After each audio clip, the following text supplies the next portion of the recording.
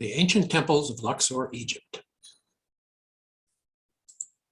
This lecture, originally presented to the Egyptian Study Society in 2018, was re-recorded in 2021 to enhance the sound level.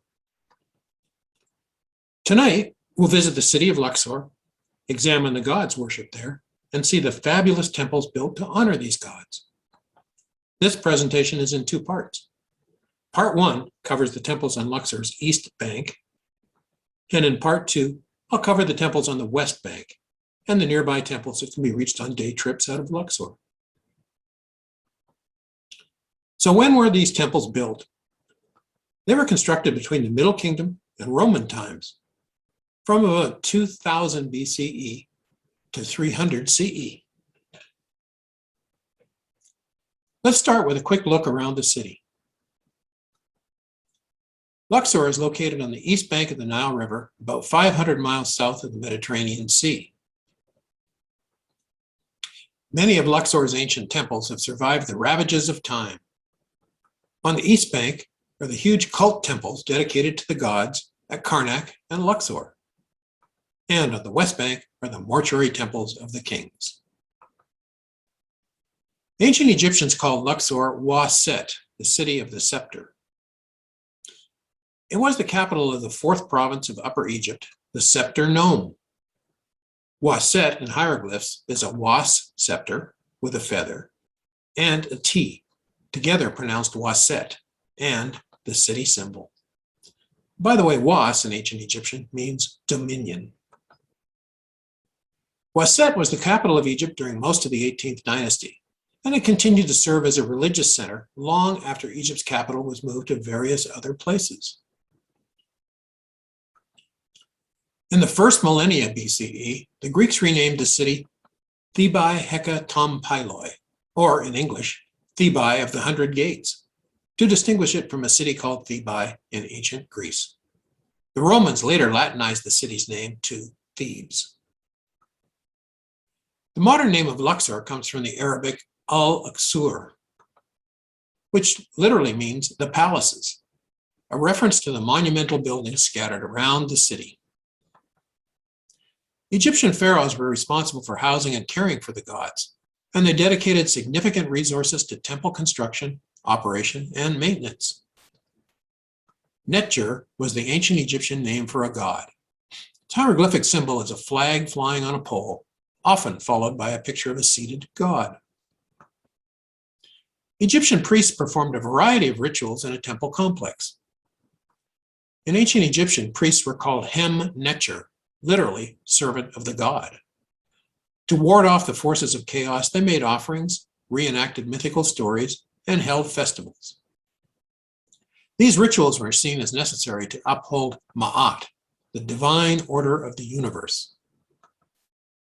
Daily rituals in the temple began at sunrise, when a priest entered the sanctuary, opened the doors of the shrine, and prostrated himself before the god's image, while reciting hymns in its praise. Then he removed the god's statue from its shrine and bathed and clothed it. Next, he offered the god a meal. The god was believed to consume only the spiritual essence of this meal. And afterwards, the food was distributed to the local population, an act the Egyptians called the reversion of offerings. Similar rituals took place at noon and then again at sunset. In addition to daily rituals, festivals were held on special days. Some festivals included a procession outside the temple, and ordinary citizens would gather to watch and celebrate. These were elaborate ceremonies where priests carried the divine image of the god in its bark. A bark, or wia in ancient Egyptian, is a model boat which held the statue of the god. As well as worshiping the principal gods in the Egyptian pantheon, priests at Luxor paid special attention to the area's local gods.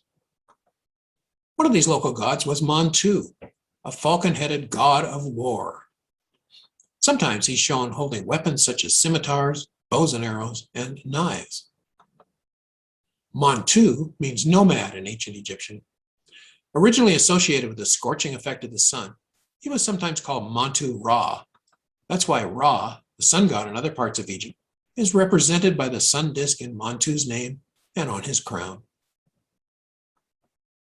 During the Middle Kingdom, the worship of Montu was elevated by King Montuemhat II, whose name means Montu is pleased. He was the first pharaoh of the Middle Kingdom, and he reunited Egypt from his base at Luxor. Since the days of the Old Kingdom, Amun was another god worshipped around Luxor. His name means the Hidden One. By the Middle Kingdom, he was the city's patron deity, and Luxor became known as Nut Amun, or the city of Amun. As his cult grew, Amun was also merged with Ra, becoming Amun-Ra. This is shown by the addition of a sun disk to his headdress and his name. New Kingdom conquests into the land of Kush revealed the Nubians also worshipped a ram-headed god, crowned with a sun disk, and hence Amun-Ra became symbolized by a ram. Amun had originally been paired with Amunet, his consort, a primordial goddess. Amunet is the goddess depicted with a falcon sitting on her head. Her name means the female hidden one. She was one of the king's protective goddesses. By the Middle Kingdom, however, Amun was paired with a second wife, Mut. In ancient Egyptian, Mut means mother. Mut took on the ferocious aspects of the feline goddess Sekhmet. These attributes made Mut a formidable warrior goddess. But sometimes Mut in her lioness form is shown wearing either a double crown or Sekhmet sun disk crown. So, how can you tell if it's Sekhmet or Mut? Just look for Mut's name. Khonsu was another local god from Luxor. In Theban mythology, Khonsu was the son of Amun and Mut. Khonsu's name means he who traverses. It probably relates to his role in the nightly trip of the moon across the sky. He's usually depicted as a mummy with a child's side lock of hair and a headdress depicting a full moon sitting on a crescent moon. However, Khonsu is sometimes depicted as a hawk-headed man with a moon crown.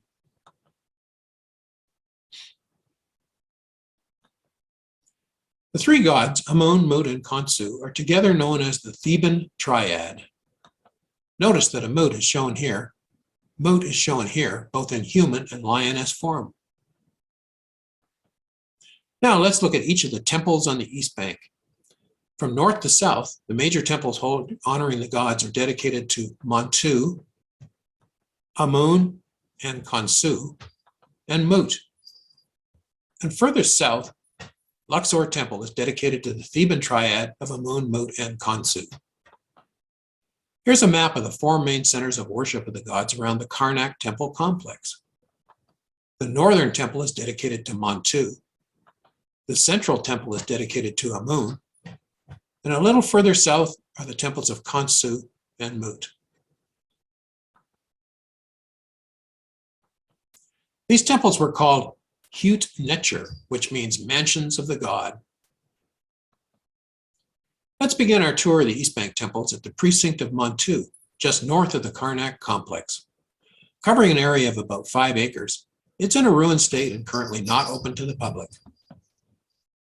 The Montu triad were Montu, his wife Ra'et-Tawi, and their son Harpa-Kered. Ra'et-Tawi means Ra'et of Tawi, the two lands, the north and south of Egypt. Ra'et is the female aspect of the sun god Ra. Harpa-Kered was a child god, whose protective role was especially important in Ptolemaic and Roman mamisi, or birth houses. The Montu Precinct has 5 main areas. First, the tall gate on the northern side, built by the 30th dynasty pharaoh Nectanebo, and decorated around 100 years later by Ptolemy III. The gate once fronted a canal to the Nile, and a Sphinx-lined road that led to another temple of Montu, north of Luxor at Metamud. Second, the precinct had a sacred lake. Third is the Temple of Montu, built by the 18th dynasty king, Amenhotep III. Fourth is the Temple of Maat, built by Hatshepsut. And finally, the Temple of Harpa-Kered, built by the 29th dynasty pharaoh Hakor. The entry gate on the north side of the Montu Precinct is 60 feet high and 36 feet wide. It was decorated by Ptolemy III, who's shown here offering water and salt to Montu and Ra'et-Tawi. The Montu triad are also shown on the lintel of this gate. South of the entry gate is the main temple dedicated to Montu. It was constructed during the Middle Kingdom, and it had a pylon, a central court, and rooms filled with columns. The sanctuary was rebuilt in the 18th dynasty by Amenhotep III. A unique feature in the temple was a door that slid horizontally to seal off the sanctuary. Later in the 19th dynasty, Ramses II added 2 sandstone colossi, a pair of obelisks, and a forecourt with 20 large columns.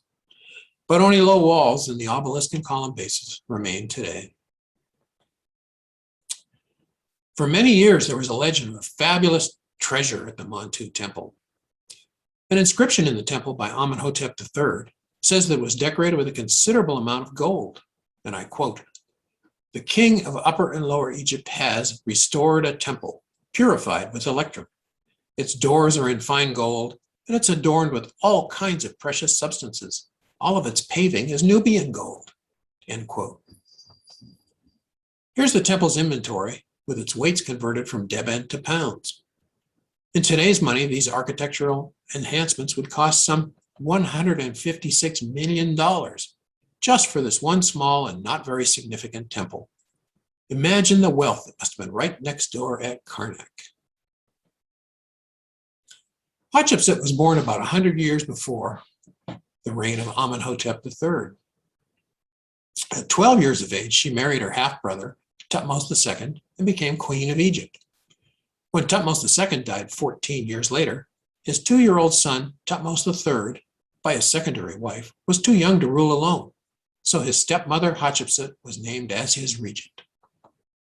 6 years later, however, Hatshepsut switched roles with the young king, named herself as pharaoh and her ward as co-regent. Attached to the back of the Montu Temple was a small temple built by Hatshepsut and dedicated to Maat, the goddess of truth, harmony, and order. It was recorded that Queen Hatshepsut was crowned king of Egypt in this temple. The Maat Temple also became famous in the reign of the last pharaoh of the 20th dynasty, Ramses XI. A papyrus, now in New York, documents that 45 people were put on trial in Mut Precinct's Maat Temple for robbing the royal tombs in the Valley of the Kings. The punishment for tomb robbing, by the way, was impalement or being burned alive. Ouch. Another temple in the Montu Precinct was built by the 29th dynasty king Hathor. It was dedicated to Harpa-Kerad, or Horus, the child. It's now in a completely ruined state. Because he has a finger to his lips, the Greeks considered Harpa-Kerad the god of silence and secrets.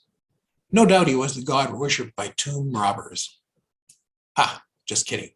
Actually, the Greeks got it wrong, as the finger to the lips just symbolizes a child to the ancient Egyptians. Just south of the precinct of Montu is the huge temple complex at Karnak dedicated to Amun-Ra, called by the ancient Egyptians Ipet-Suet, or Opet Sanctuary. It covers about 62 acres. It was constructed by numerous kings over a 1,000-year period, from the Middle Kingdom through the Late Period. I'm not going to cover the Temple of Karnak tonight, since I described its development in my talk last year, and it's a lecture all by itself. Just south of the Amun Temple at Karnak is the precinct dedicated to Amun's wife, Mut. Covering about 22 acres, it was built between the reigns of Hatshepsut and Cleopatra's father, Ptolemy XII. For the last 40 years, it's been excavated by a team from Johns Hopkins University, the Brooklyn Museum, and ARCID. This site was recently opened to the public. Originally, the Mut Precinct was limited to the Temple of Mut and its sacred lake, the area bordered in green in this picture. An avenue of Sphinxes led from Karnak to the Mut Temple. Later, the precinct was expanded to include Temple A, Chapel B, the Ptolemaic Temple, and the Temple of Ramses III. This is the avenue of Sphinxes between Karnak Temple and the precinct of Mut. As I mentioned last year, these Sphinxes were originally carved with alternating heads of Akhenaten and Nefertiti. But Tutankhamun had their heads lopped off and replaced with alternating ram's heads, the symbol of Amun, and Tut's own likeness. The main temple in the Mut Precinct is, of course, dedicated to the goddess Mut. Appeasing Mut was very important, as not only was she the chief wife of Amun, She could also take on the form of a ferocious lioness. During the reigns of Hatshepsut and Thutmose III, Mut's temple was built on top of the site of a village settlement. Sounds like an early example of eminent domain, doesn't it? Later, Mut's temple was expanded by Amenhotep III. During Hatshepsut's reign, the festival of drunkenness was celebrated at Mut's temple with red-colored beer to welcome the goddess Sekhmet. In the myth of the destruction of mankind, to stop the slaughter of humanity, Sekhmet was given red-colored beer, which she lapped up thinking it was blood. She then passed out, and when she awoke, Sekhmet forgot her pledge to destroy the human race. The celebrants are recorded to have been so drunk they fell asleep in the temple's forecourt, to be awakened hours later for singing, dancing, and revelry, accompanied by sexual activity, as they waited the appearance of the goddess. In case you wish to hold your own celebration, the festival of drunkenness took place annually on the 20th day of the first month of Akhet, the flood season. So that'd be August the 8th in our calendar. You might even see Sekhmet if you drink enough. In the first court, 750 Sekhmet statues were found. While mostly identical, these large statues were dedicated by various kings. Sekhmet statues from Mut's temple are on display in museums around the world. Strangely, within the Mut Temple is a chapel built by Montuemhat and dedicated to himself. Montuemhat was the mayor of Thebes during the reign of Taharqa. But private individuals, no matter how powerful, were not usually commemorated within the boundaries of a temple. The chapel was discovered by Mariette in the late 1880s, who incorrectly called it a crypt. Another chapel was also built in Mut's temple. It was dedicated to the Ka spirit of Montuemhat's son, Nes-Ptah, whose name speaks for Ptah. In this scene from the chapel, Taharqa offers to Mut, watched by Montuemhat, his father, Nes-Ptah, and Montuemhat's son, also named Nes-Ptah, who succeeded his father and also became mayor of Thebes. Mayor Montuemhat and his second wife, Shep-en-Mut, the mother of Nes-Ptah, built a large tomb on Luxor's west bank. If you've been to Hatshepsut's temple, you've probably noticed the entrance to his tomb alongside the modern access road. Their large tomb contains dozens of underground rooms. Just south of the main temple to Mut is the Contra Temple, also built by Mayor Montuemhat. It was later modified by Nectanebo and Ptolemy VIII. Temple A was first built by Amenhotep III, but later was renovated and expanded by Ramses II, who dedicated the building to himself and, of course, Amun-Ra. Ramses added a forecourt, a pylon, 2 colossal granite statues of himself, and 2 alabaster stelae. The stele shown here mentions his marriage to a Hittite princess, Maat Temple, Ramses' 7th royal wife. Temple A was later modified by the Nubian 25th dynasty pharaoh, Taharqa, who was a devout worshiper of Amun. Taharqa added a Mumisi, where the birth of Amun and Mut's child Khonsu was celebrated. Then he dedicated Temple A to Khonsu Pakered, or Khonsu the child. Taharqa claimed he was the son of Amun and had reliefs carved depicted his divine birth and conception. This scene shows Taharqa's Ka being circumcised. Ouch. Although they both have a moon disk and a side lock of hair, to tell them apart, Khonsu has a beard and Khonsu the child does not. This originally gilded lintel found in the Mumisi shows several child gods, including Khonsu the child, being honored by the gods Beth and Taweret. In the excavation of Temple A, Dr. Betsy Bryan exclaimed, "What the hell is that doing here?" when an Amarna period relief was uncovered in the lowest layer of Temple A. Expedition member Jacobus Van Dijk believes it was a reused block laid during the reign of Horemheb, who energetically dismantled all of the Amarna period structures at Karnak. The Mut Precinct's Ptolemaic Chapel was built by Ptolemy VI and VIII and expanded by Ptolemy XII. Ptolemy XII dedicated it to himself, his ancestors, Mut in her lioness form, and Mut in her female form. Mut is wearing the Atef crown of Osiris in the center, the white crown of Egypt on the right, and the red crown of Lower Egypt on the left. Ramses III was the second king of the 20th dynasty. He had a long reign of 31 years. He was not related to Ramses II. Although his reign was fraught with troubles, including an economic collapse and foreign invasions, he's considered to be one of the last great pharaohs of the New Kingdom. Here's Ramses III's temple in the Mut Precinct. Although in a ruined state, its entrance is still flanked by colossal statues. And here's how the temple looked in 1936, when the Oriental Institute recorded its inscriptions. Battle scenes are carved on the outside of the western wall of this temple.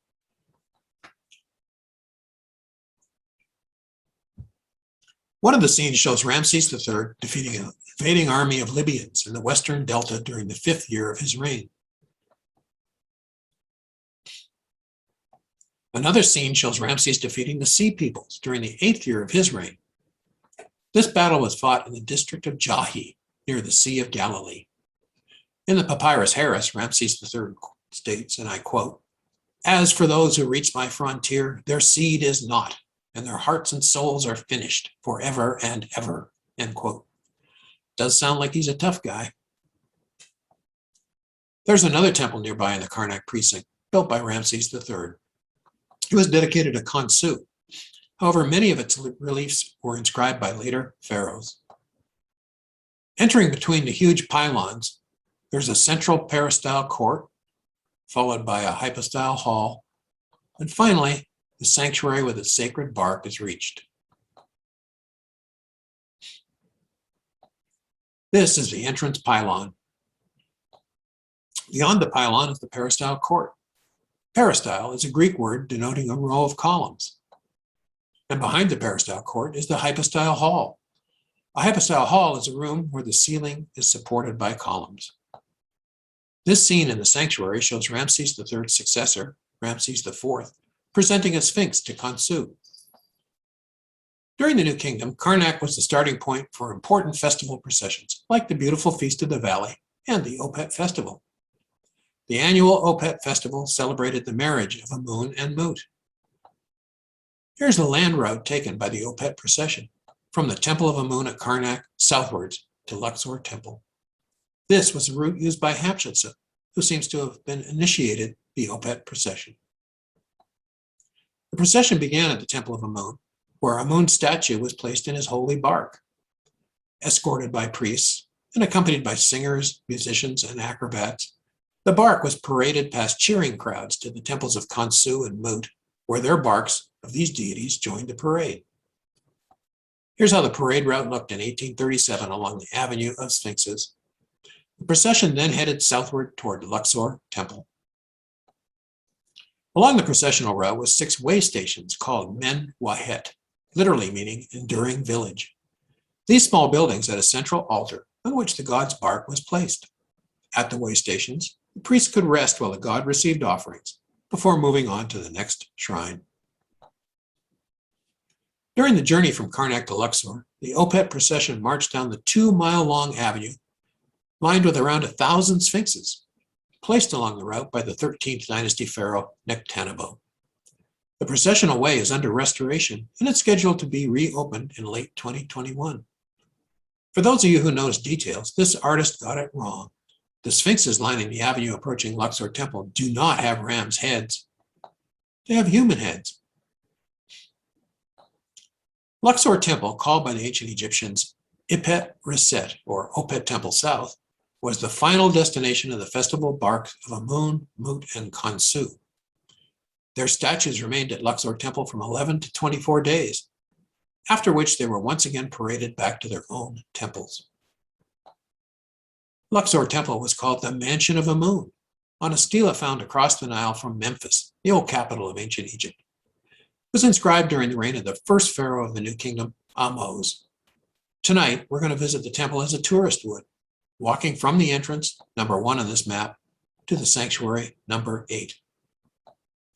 Approaching from Karnak, visitors enter the outdoor court of Nectanebo, just in front of Luxor Temple's pylons, obelisks, and giant statues of Ramses II. Originally, there were more statues and 2 obelisks at the entrance, but one obelisk was given to France in 1833 and is now in Paris. Ramses II, known as Ramses the Great, built Luxor Temple's first pylon almost 1,000 years before Nectanebo's reign. Ramses, who ruled for 67 years, was one of Egypt's most powerful pharaohs. The pylon, built by Ramses II, supported 4 enormous wooden flagpoles with pennants, so it would have originally looked a lot more like this. The outer wall of Luxor Temple's first pylon was decorated by Ramses with depictions of the famous Battle of Kadesh, fought in the 5th year of his reign. The battle scenes are pretty hard to make out today, but here is a reconstruction that shows the scenes much better. The Battle of Kadesh is one of the best-known military campaigns in the ancient world, in part because Ramses proclaimed his victory on the walls of almost every monument he built. At Luxor, the scene is badly faded today, but it's similar to those on other temples built by Ramses II. Records from his Hittite opponents, however, reveal that Ramses only fought to a stalemate. That might be the reason he signed the history's first recorded peace treaty. The figure of Ramses in this scene is interesting. There are 2 bows, 2 arms drawing the bows, and 2 arms holding the bows. Perhaps an artist's correction? Or is someone standing beside Ramses in his chariot? It's a mystery. Entering Luxor Temple through the doorway in the first pylon, you arrive in the Ramses Courtyard with its 74 giant papyrus bud columns. Between the columns are colossal statues of Ramses II. And some of these statues have a tiny Queen Nefertari standing beside her husband. Here's a view of the Ramses court lit up at night. Luxor and Karnak temples are especially atmospheric if you visit them after dark. Ramses had more battle scenes carved on the outside of the western wall of the Ramses court. They show the king storming the Hittite fortress of Dapur, probably in modern Syria. Back inside the Ramses court, on the inner walls of the first pylon, the Nubian 25th dynasty pharaoh, Hwt-ka, recorded his military victories. These scenes, which are high up on the walls, are very difficult to make out today. But if you look closely, there are the so-called name rings of cities that Hwt-ka conquered, similar to the name rings shown on the Bubastite portal at Karnak. The walls around the Ramses court are covered with images of Ramses II receiving offerings. On the southwest wall is a parade of bulls adorned with garlands who are being taken to the temple for sacrifice. The procession is led by 17 of Ramses' sons. Their names and titles are recorded beside each figure, and these sons seem to be in the order of their birth, from the oldest, Amenhotep, at the front, to the youngest at the time the relief was carved, Neb at the back of the line. By the time Ramses II died, he had fathered some 50 sons and 50 daughters. That must have made for large and crazy family reunions. In front of the procession of Ramses' sons is a representation of Luxor's first pylon, clearly depicted with statues, obelisks, and flags flying. The scene has faded badly. Here, I've outlined these features to help you see them better.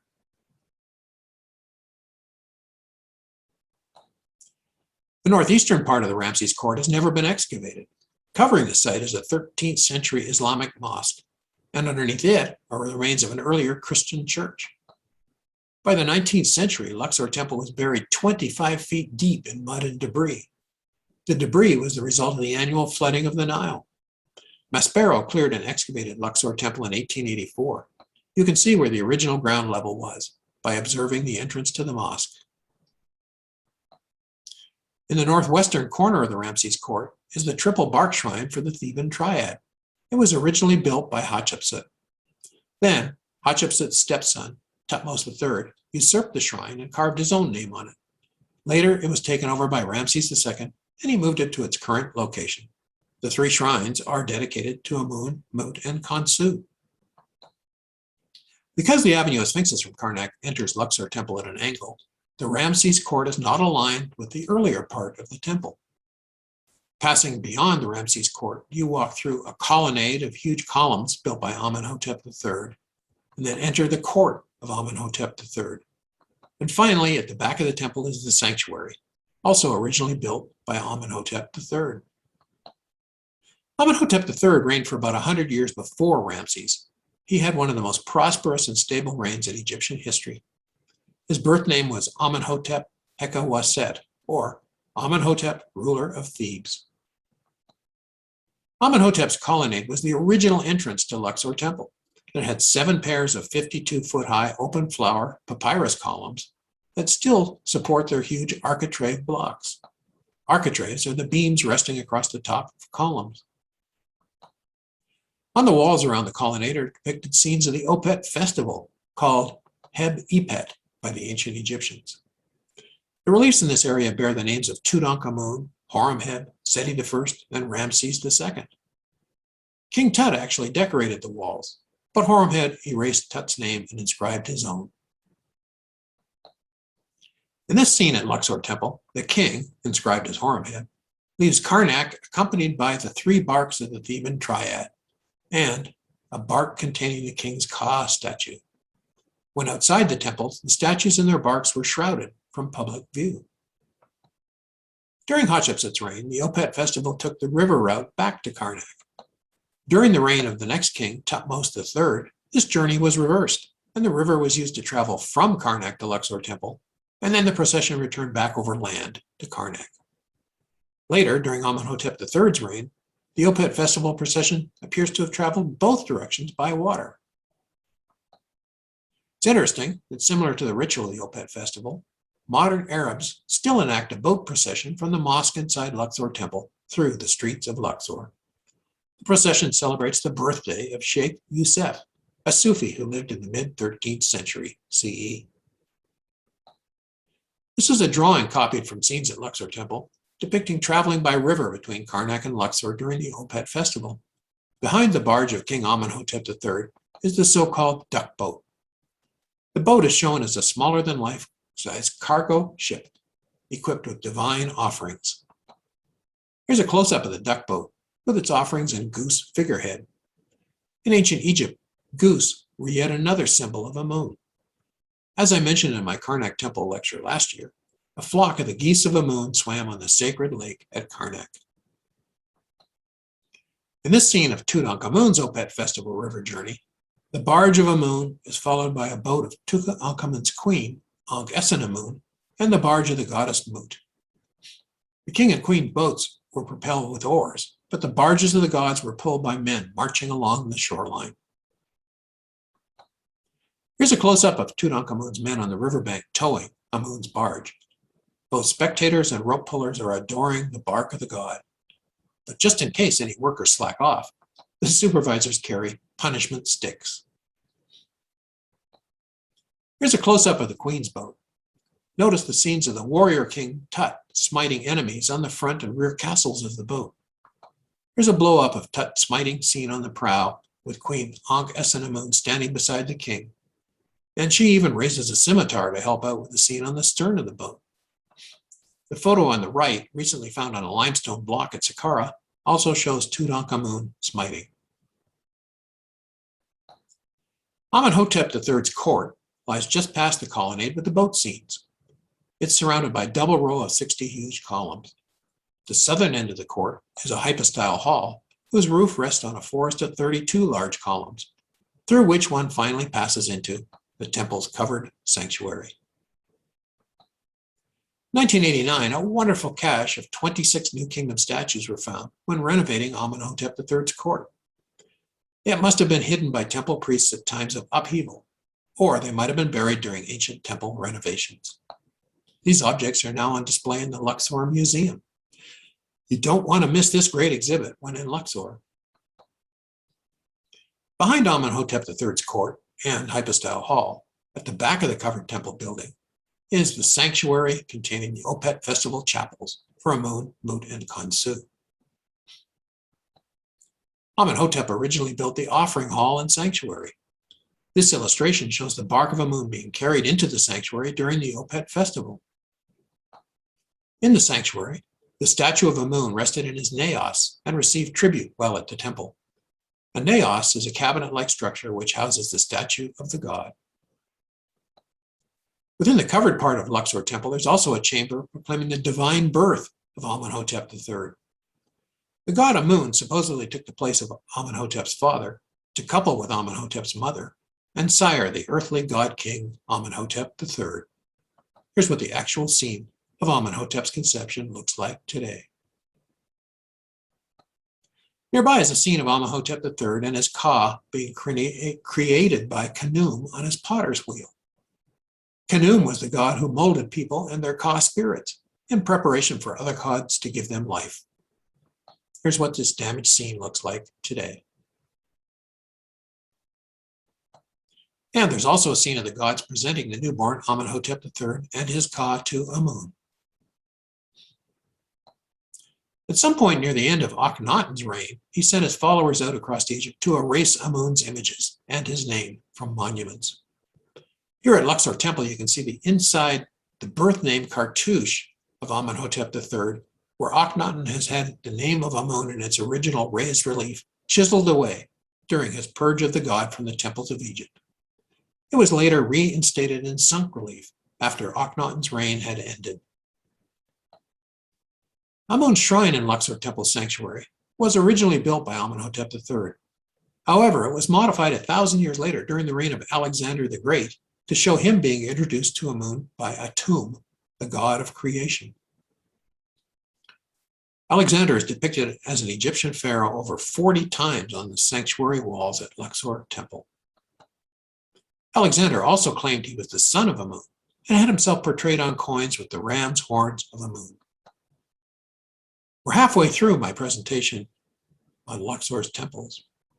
In the next part, I'll cover Luxor's West Bank temples.